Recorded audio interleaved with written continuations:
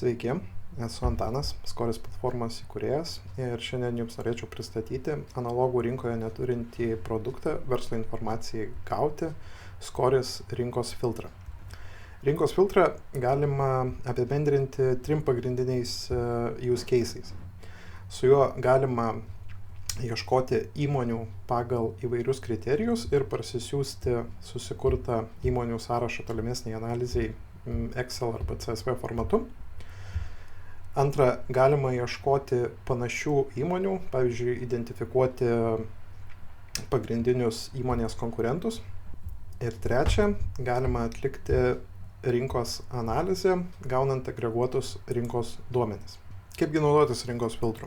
Tai visų pirma, keliaujame į skoris.lt ir viršutinėme meniu spaudžiame mygtuką rinkos filtras. Atsidursime pagrindinėme rinkos filtro puslapyje.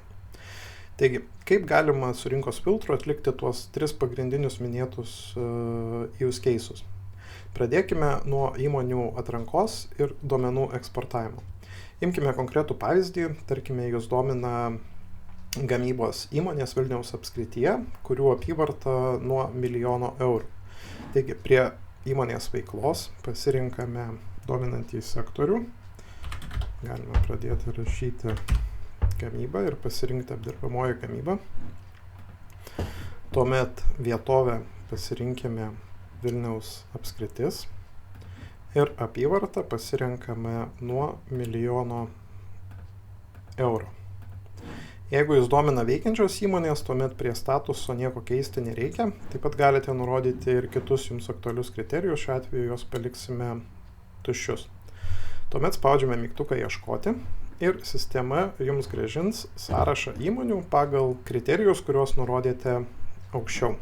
Dabar pateikiamas tik tais įmonių sąrašas, tačiau jeigu jums reikia daugiau duomenų apie šias įmonės, galite šią lentelę papildyti įvairiais įmonių atributais. Pavyzdžiui, jums gali būti aktualu įmonės kontaktinė informacija, jums galbūt gali būti aktualu detali įmonės veikla ir galbūt aktualu apyvarta už 2022-2021 metus ir darbuotojų skaičius. Kai patiksliname kriterijus, ką norime matyti apie įmonės, vėl spaudžiame mygtuką ieškoti ir sistema sugeneruos lentelę su pridėtais duomenimis. Šią lentelę galime išsirūšiuoti paspausdami ant šių rodiklėlių ir kai esame patenkinti rezultatu, galime spausti parsisiuntimo mygtuką į Excel arba CSV ir šį sąrašą analizuotis toliau Excel'yje. Antroji rinkos filtro funkcija yra panašių įmonių paieška. Kaipgi ieškoti panašių įmonių? Tai vėlgi, atsiduriame pagrindinėme rinkos filtro puslapyje ir laukelyje užpildyti filtrus pagal įmonę, pradėkime rašyti įmonės pavadinimą, į kurią panašių įmonių norime ieškoti. Tarkime, mus domina, kurios įmonės yra panašios į Maxima ir sistema automatiškai užpildys filtrus pagal šios įmonės duomenis. Jeigu paspausime mygtuką ieškoti, matysime įmonės panašiausias į mūsų ieškomą įmonę. Šiuos kriterijus galime patikslinti, galime išmesti Vilniaus miestą ir galbūt mums neaktuali juridinė įmonės forma. Taip pat galime išmesti šį atributą ir norėtume matyti daugiau duomenų apie šias įmonės. Pridėkime, kurioje apskrityje įmonė yra registruota ir pridėkime darbuotojų skaičių. Kai patiksliname kriterijus, vėl spaudžiame mygtuką ieškoti ir sistema grąžins mums sugeneruotą lentelę panašių įmonių į Maxima. Šią lentelę vėlgi galime prasisiųsti į Excel'į ir analizuotis toliau.